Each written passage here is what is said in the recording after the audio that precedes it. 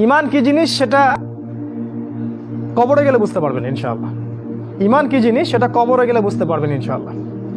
যখন প্রশ্ন করা হবে মান রব্বুক, তখন বুঝতে পারবেন ইনশাআল্লাহ ইমান কি জিনিস। পৃথিবীতে যারা আল্লাহর সাথে শিরিক করেছে, কবরের এই প্রশ্নের উত্তর তারা দিতে পারবে না।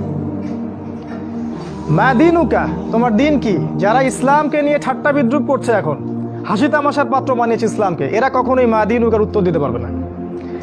মান নবিয়ুক, তোমাকে যখন জিজ্ঞাসা করা হবে, তখন যারা এই পৃথিবীতে নবীজির সুন্নাহ বা আদর্শ অনুযায়ী চলে নাই, তারা কখনো এই প্রশ্নের উত্তর দিতে পারবে না। তাই ইমান কি জিনিস কবরে গেলে বোঝা যাবে।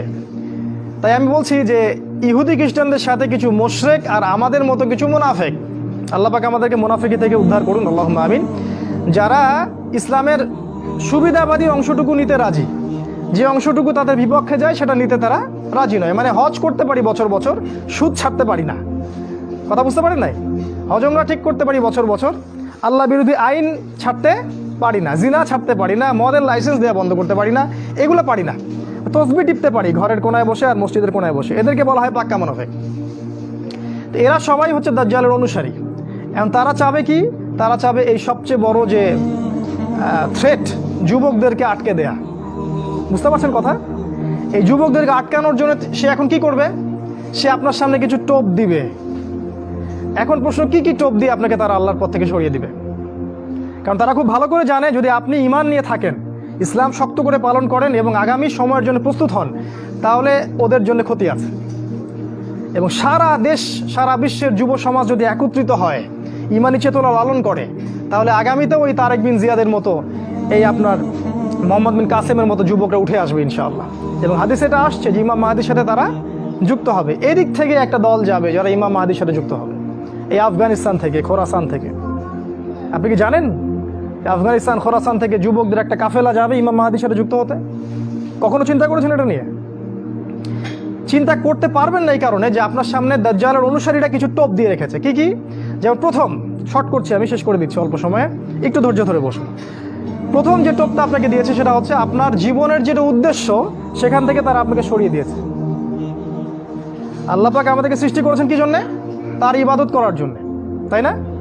কিন্তু এখনকার যুব সমাজকে জিজ্ঞাসা করেন যে বাবা তোমার জীবনের উদ্দেশ্য কি, আমার মনে হয় 90%ই বলতে পারবে না। আর যারা বলতে পারবে তারা বলবে একটা চাকরি বা একটা ব্যবসা বা একটা সুন্দরী নারী বা একটা গাড়ি বাড়ি, অথবা স্ট্যাটাস, প্রতিষ্ঠিত হতে হবে, জীবনে নিজের পায়ে দাঁড়াতে হবে। বোকা মানুষ বোঝে না যে কখনো মানুষ নিজের পায়ে দাঁড়াতে পারে না। মানুষ কখনো নিজের পায়ে দাঁড়াতে পারে না। আল্লাহ পাকের এক হুকুম 1 সেকেন্ডে মানুষের 19-20 হয়ে যাবে, একেবারে শেষ। যে রিজিকের প্ল্যান করছেন আপনি 20-30 বছর, এক হুকুমে রিজিক বন্ধ। ড্রাইভ করতেছেন, মারি দিয়ে চলে গেল, শেষ, রিজিক ক্লোজ। কার হাতে ক্ষমতা? মানুষ নিজের পায়ে দাঁড়াতে চায়। এটাই শিরকি কথা, এটাই শিরকি কথা। এই যে একটা কাজ তারা করেছে, আপনাকে জীবনের উদ্দেশ্য থেকে সরিয়ে দিয়েছে। আমাদের জীবনের উদ্দেশ্য ছিল জান্নাত। আমাদের রব আল্লাহ পাক বলেছেন, সূরা আল ইমরানের মধ্যে পাবেন, ফামান যুহজিহা আনিন নার ওয়া উদখিলাল জান্নাহ ফাকাদ ফাজ।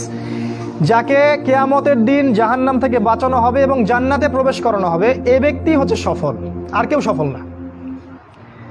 সাফল্যের সংজ্ঞা বুঝতে পারলেন? আপনাকে শেখানো হয় জীবনে সফল হতে হবে, বড় হতে হবে। সাফল্যের সংজ্ঞা হচ্ছে এটা, আপনাকে পুল সিরাত পার হতে হবে, এটাই সাফল্যের সংজ্ঞা। কখনো প্রস্তুতি গ্রহণ করেছেন এটার জন্যে? আপনাকে তারা জীবনের উদ্দেশ্য থেকে সরিয়ে দিয়েছে। 2 নম্বর কি করেছে? তারা আপনাকে দুনিয়ার মোহ দিয়ে গ্রাস করেছে। দুনিয়ার যে চাহিদাগুলো আছে এগুলো দিয়ে আপনাকে ঘিরে ফেলেছে। এর বাইরে চিন্তা করার ক্ষমতাটা আপনার নষ্ট হয়ে গেছে। চিন্তা করে দেখবেন ঠান্ডা মাথায়, আমার কথাগুলো রাত্রে চিন্তা করবেন ঠান্ডা মাথায়। জীবনের উদ্দেশ্য থেকে সরিয়ে দিয়েছে, ওই জান্নাতের পথ থেকে সরিয়ে দিয়েছে। এবং দুনিয়ার যে মোহ, এই যে খাওয়া পড়া ভোগ বিলাস, এটাতে ব্যস্ত রেখেছে আপনাকে। 2 নম্বর। 3 নম্বর কি করেছে? আপনাকে এমন একটা সিস্টেমে পড়াশোনা করিয়েছে 20 বছর, সেকুলার এডুকেশন সিস্টেমে, যে আপনি 20 বছরে 20টা সূরাও শিখতে পারেননি, 20 বছরে 20টা হাদিসও শিখতে পারেননি। আমি যদি ভুল হয়ে আমাকে কারেক্ট করে দিবেন। 20 বছরে 20টা সূরা মুখস্থ করেছেন? কথা বলেন, ভয় পাচ্ছেন? 20 বছরে 20টা সূরা কি মুখস্থ করেছেন কখনো? 20টা হাদিস বলতে পারবেন? 20 জন সাহাবীর নাম বলতে পারবেন? নবীজির 11 জন স্ত্রীর নাম বলতে পারবেন? নবী সাল্লাল্লাহু আলাইহি ওয়াসাল্লামের জীবনী গ্রন্থ 2টার নাম বলতে পারবেন? কি করলেন সারা 20 বছর ধরে পড়াশোনা করে? কি পড়লেন সারা 20 বছর ধরে? এই যুব সমাজ কি দাজ্জালের বিরুদ্ধে দাঁড়াতে পারবে কখনো? ইহুদি খ্রিস্টান মুশরিকদের যে ঐক্য, এদের বিরুদ্ধে এরা দাঁড়াতে পারবে? এরা আল্লাহর পথে জিহাদ করবে কখনো? তাই মনে হয় আপনার? সুবহানাল্লাহ। কথাগুলো আমি আঘাত করতে এখানে আসিনি, আমি শুধু আপনাদের বিবেকটা জাগ্রত করতে এসেছি যে এমন একটা এডুকেশন সিস্টেম আপনাকে পড়াশোনা করিয়েছে যাতে করে আপনি আল্লাহর পথ থেকে সরে গেছেন এবং ইসলামের বুনিয়াদি বিষয়গুলো সম্পর্কে আপনার জ্ঞান নাই। ওযুর ফরজ কয়টা বলতে পারে না যুবক ছেলে, নামাজের ফরজ কয়টা, ওয়াজিব কয়টা বলতে পারে না। এই যুব সমাজ কিভাবে এদের বিরুদ্ধে দাঁড়াবে বলেন? নিজেকে প্রশ্ন করেন। 4, আপনার সামনে আরো কিছু টোপ দিয়েছে। নারী, কি দিয়েছে? নারী। কারণ যুবকদের সবচেয়ে আকর্ষণের বস্তুটা কি? একটা সুন্দরী মেয়ে, তাই না? সত্য কথা বলছে।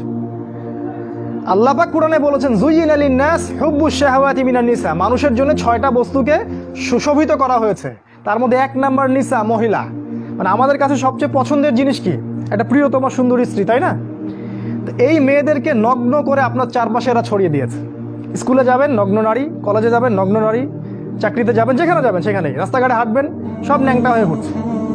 আমাদের নবীজি বলেছেন শেষ জামানে এক শ্রেণীর মেয়ে আসবে যারা কাপড় পরেও ন্যাংটা থাকবে, থাকে না? এগুলা কি ব্যাখ্যা করার দরকার আছে? নবীজি বলেছেন তারা জান্নাতে যাবেও না, জান্নাতের গন্ধও কখনো পাবে না।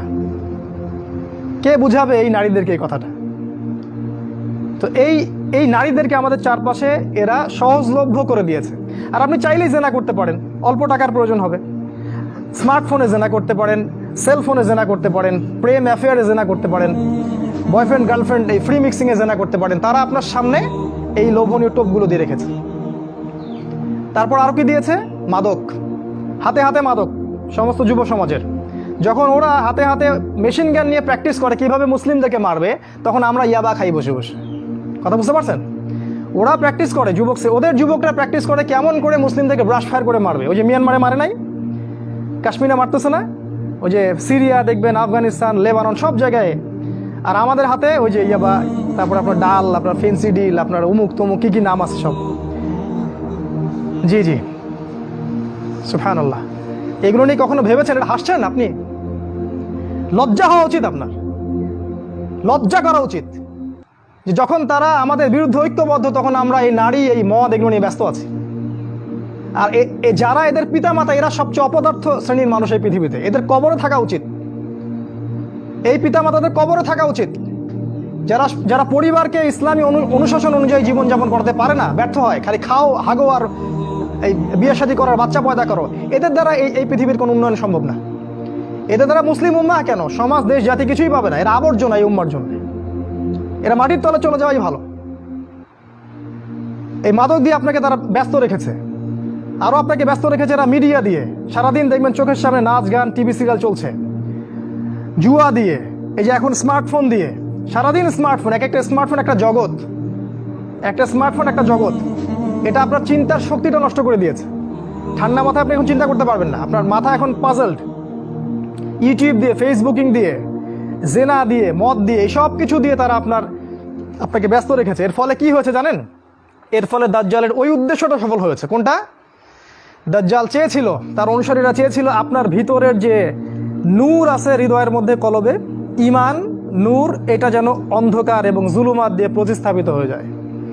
এখন আপনি আর চাইলেও দিনের জন্য চিন্তা করতে পারেন না। আপনার ভিতরে আল্লাহর জন্য কান্না আসে না, সেজদায় কাঁদতে পারেন না, আল্লাহর দিকে চোখ তুলে, আসমানের দিকে চোখ তুলে তাকাতে লজ্জা লাগে। আপনার মনে হয় যে আমি এত পাপী, কেমন করে তাকাবো? আপনি বুঝতে পারছেন আমার আমলনামা পাপে ভর্তি হয়ে যাচ্ছে। আপনার ভিতরের যে ইন্টারনাল যে হার্টটা ছিল, এটা করাপ্টেড হয়ে গেছে। এবং তারা এটাই চেয়েছিল যে আপনার ভিতরের নূর যেন নষ্ট হয়ে যায়। আল্লাহ পাক কোরআনে বলেছেন কদ আফলাহা মান যাক্কাহা, তারাই সফল যারা ভিতর থেকে পরিশুদ্ধ হয়েছে। ওয়া কদ খাবা মান দাসাহা, সে ব্যক্তি ধ্বংস হয়ে গেছে যার অন্তরটা ধ্বংস হয়ে গেছে। আর এই প্রতিটা বিষয় দিয়ে তারা আপনার রূহটাকে নষ্ট করে দিয়েছে। দাজ্জালের অনুসারীরা আপনার রূহটাকে, আত্মাটাকে নষ্ট করে দিয়েছে। খেয়াল করে দেখবেন আপনার চোখ দিয়ে পানি আসে না, একটা অন্যায় পাশে দেখলে আপনার গায়ের রক্ত গরম হয়ে যায় না। উম্মার মানুষদেরকে যখন অন্যায়ভাবে হত্যা করা হচ্ছে আপনার ভিতরে কোনো ফিলিংস জাগে না। আপনি খেয়াল করে দেখবেন যে আপনি ঘন্টার পর ঘন্টা পর্নোগ্রাফি দেখছেন, জিনা দেখছেন, 3x দেখছেন, কিন্তু আপনার ভিতরে কোনো ফিলিংস কাজ করে না, মানে কোনো অনুশোচনা কাজ করে না, কারণ আপনার ভিতরটা নষ্ট করে দিয়েছে তারা। আল্লাহ রসুল বলেছেন যখন মানুষ একটা পাপ করে কলবে একটা দাগ পড়ে, আরেকটা পাপ করে আরেকটা দাগ পড়ে, আরেকটা পাপ করে আরেকটা দাগ পড়ে। যদি তওবা করে দাগ উঠে যায়, তওবা না করলে দাগ পড়তেই থাকে, এক পর্যায়ে এই কলবটা দুর্গন্ধযুক্ত কলব হয়ে যায়।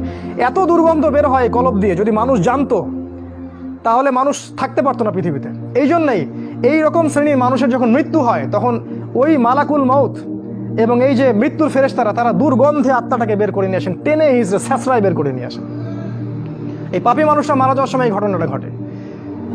এইভাবে তারা আপনাকে ব্যস্ত রেখেছে। এখন কি হবে? এখন আগামী দিনগুলোতে কি এরা উম্মার নেতৃত্ব দিতে পারবে? এর মধ্যে কারা পারবে? উত্তর, এর মধ্যে সবাই পারবে না। উত্তর এক কথায় শেষ, সবাই পারবে না। কারা পারবে? এই যুবক শ্রেণীর মধ্যে যারা এই গুণগুলো অর্জন করতে পারবে তারা ইনশাআল্লাহ আগামী দিনগুলোতে সফল হবে। গুণগুলো পয়েন্ট আকারে বলে শেষ করছে। এই যুবক শ্রেণীর মধ্যে যারা তাদের জীবনটাকে বাকি পুরো জীবনটাকে আল্লাহর জন্য উৎসর্গ করতে পারবে তারা পারবে। এক নাম্বার, এই যুবক শ্রেণীর মধ্যে যারা আল্লাহর জন্য তাদের জান, মাল, সময়, শ্রম ব্যয় করে দিতে পারবে, কুরবানি করতে পারবে। কুরবানি কেমন? ওই ইসমাইল আলাইহিস সালামের মতো। বাবা বলেছে তোমাকে জবাই করা লাগবে, তিনি কি বলেছিলেন? করিয়েন না। তিনি বলেছিলেন আপনাকে আল্লাহ যা আদেশ করেছেন সেটাই করেন, আমাকে ধৈর্যশীল পাবেন ইনশাআল্লাহ। এরকম ছেলে পাবেন এখন? তো এরকম নিজের জান, মাল, সময়, শ্রমকে আল্লাহর পথে উৎসর্গ করে দেওয়ার মানসিকতা আগে তৈরি করতে হবে। এটা এক নাম্বার। দুই নাম্বার, জ্ঞান অর্জন করতে হবে। এই যুবক শ্রেণীর মধ্যে যারা জ্ঞান অর্জন করবে, কোরআন সুন্নাহর পাশাপাশি সমসাময়িক অর্থনীতি, রাজনীতি, বিশ্ব সব কিছু সম্পর্কে জ্ঞান থাকতে হবে। তারপরে আপনি আল্লাহর পথে কিছু করতে পারবেন, তার আগে নয়। আপনি সিলেক্ট করবেন যে আপনি এই উম্মার আবর্জনা হতে চান না উম্মার মুজাহিদ হতে চান, এটা আপনি সিলেক্ট করবেন। আপনি কি চান যে আপনার জীবনটার বিনিময়ে আল্লাহ আপনাকে অনন্তকালের জান্নাত দান করুক, অথবা আপনার এই কাজগুলোতে কেউ বাধা দিবে না, এই পাপ কাজে কেউ বাধা দিবে না, শেষমেশ আপনি জাহান্নামে চলে যাবেন? আপনি কি এটা চান? আমরা কি এটা চাই? তো ইলম অর্জন করতে হবে। ইলম ছাড়া আপনি কাজ করতে আগাতে পারবেন না। তিন নাম্বার, এলেম অনুযায়ী আমল করতে হবে। যা এলম অর্জন করবেন সে অনুযায়ী আমল করতে হবে। শুধু এলম অর্জন করলেই হয় না, ওই অনুযায়ী কাজ করতে হয়। সলাতের পাবন্দি করতে হবে। সলাতের অবস্থা দেখে যা মনে হলো যে এই এলাকার যুবকরা মসজিদে কতজন আসে আল্লাহ ভালো জানে। ফজরের নামাজে যারা আসে তারাই প্রকৃত মুসল্লি। 5 ওয়াক্ত সলাত জামাতের সাথে আদায় করতে হবে। আখলাক চরিত্র হবে রাসূল সাল্লাল্লাহু আলাইহি ওয়াসাল্লামের মতো সাহসী, ভীরুতা কাপুরুষতা যেন আপনাদেরকে পেয়ে না বসে। জ্ঞান অর্জন করে সাহসী হতে হবে, তদনুযায়ী আমল করতে হবে, এবং কোনো অবস্থাতেই পরাজিত হব না এরকম মানসিকতা তৈরি করতে হবে। শয়তান হোক আর ইবলিস হোক আর এই দাজ্জাল হোক আর অনুসারী হোক, কেউই আমাকে ঠেকাতে পারবে না এরকম মানসিকতা তৈরি করতে হবে। তারপরে ইনশাল্লাহ আপনি কিছু করতে পারবেন। প্রতিটা ইবাদত বন্দেগীর ব্যাপারে সচেতন হওয়ার চেষ্টা করতে হবে, এটা হচ্ছে আপনার জানা অনুযায়ী আমল। 4 নাম্বার, আদর্শ পরিবার গঠন করতে হবে। জিনা বাদ দিয়ে ছেড়ে দিয়ে তওবা করে ফিরে আসেন, বাবা মাকে বলেন যে আমাকে বিয়ে দিন। আর বাবা মার উচিত তাদের বিয়েটা সহজ করে দেয়া। বিয়ে করুন, সংসার গঠন করুন, দিনদার নেককার ছেলে মেয়েদেরকে বিয়ে করুন এবং সুসন্তান জন্ম দিন, তাদেরকে আল্লাহর পথে দায়ী মুজাহিদ হিসেবে তৈরি করুন। 5, হালাল রিজিকের ব্যবস্থা করুন। ওই হারাম ব্যাংকিং সেক্টর থেকে, চাকরি থেকে রিজাইন দিয়ে দিন। যে সেক্টরে হারাম আছে, ঘুষ আছে, সুদ আছে, সব ছেড়ে দিন। কার জন্য ছাড়বেন? আল্লাহর জন্য ছাড়বেন। মনে রাখবেন রিজিকের মালিক আল্লাহ, আপনি আপনার রিজিকের মালিক নন। আপনি আল্লাহর জন্য যদি কিছু করেন, আল্লাহ পাক আপনাকে তার চেয়ে বহুগুণ দিতে পারেন। এই বিশ্বাস রেখে প্রয়োজনে সবজি বিক্রি করেন, কৃষিকাজ করেন, মৎস্য খামার করেন, ছাগলের খামার করেন, তাও ভালো। তারপরেও হারাম রিজিকের দিকে যাবেন না। অনুরোধ করছি ভিতর থেকে, মানে আল্লাহর দোহাই দিয়ে অনুরোধ করছি, হারাম রিজিকে যাবেন না। সারা জীবনের ইবাদত নষ্ট হয়ে যাবে, সারা জীবনের। যে ব্যক্তির ইবাদতে এতটুকু সুদের টাকা আছে, ওর ইবাদত কবুল হয় না। জানেন না সুদ খাইলে মায়ের সাথে জেনা হয়? এটা জানেন না যে সুদ খাইলে 36টা মেয়েকে ধর্ষণ করা হয়, আল্লাহ এবং তার রাসূলের সাথে যুদ্ধ করা হয় সুদ খাইলে? দিব্যি খাচ্ছি, প্রতিটা গ্রামে এখন সুদী এনজিও, সয়লাভ সমিতি আর এনজিও, সমিতি আর এনজিও। হালাল রিজিকের অন্বেষণ করুন, এটা হচ্ছে 5। 6 নাম্বার, আল্লাহর পথে সময় ব্যয় করেন। আপনি কোন মাযহাব, কোন তরিকা, কি ফলো করেন সেটা নিয়ে আমি কথা বলতে এখানে আসিনি। আপনি আল্লাহর পথে সময় দেন, যে যেখানে আছেন সেখান থেকে আল্লাহর পথে কিছু করেন, প্রজেক্ট হাতে নেন, কিছু করেন। এলাকার যুবকদেরকে নিয়ে একটা ফাউন্ডেশন করেন, বা একটা সংগঠন করেন, বা একটা প্ল্যাটফর্ম করেন, করে কিছু একটা করেন, যাতে করে এলাকার মধ্যে জাহেলিয়াতগুলো দূর হয়ে যায়। আল্লাহ আপনাকে সাহায্য করবেন ইনশাআল্লাহ। এটা ঠিক যে বাতিলপন্থীরা আপনার কলার চেপে ধরবে ঠিকই, কিন্তু আল্লাহ আপনাকে সাহায্য করবেন। আর আল্লাহ পাক যাকে সাহায্য করবেন তাকে কেউ ঠেকাতে পারে না, পারে? কখনো পারবেন না। আপনাকে জেল দিবে, শুলি দিবে, মেরে ফেলবে, তারপরে দেখবেন আপনার শেকড় থেকে আরও 10টা গাছ ঠিকই উৎপন্ন হবে ইনশাআল্লাহ। অতএব দিনের জন্য সময় দিন, উম্মাকে ঐক্যবদ্ধ করার চেষ্টা করুন। আরেকটা নসিহা করব, দলাদলির মধ্যে যাবেন না, ইখতিলাফি ফেরকা দলাদলির মধ্যে যাবেন না। তুই অমুক আর তুই তমুক আর তুই এই তুই সেই, এগুলোর মধ্যে যাবেন না। সবাইকে নিজের ভাই ভাবতে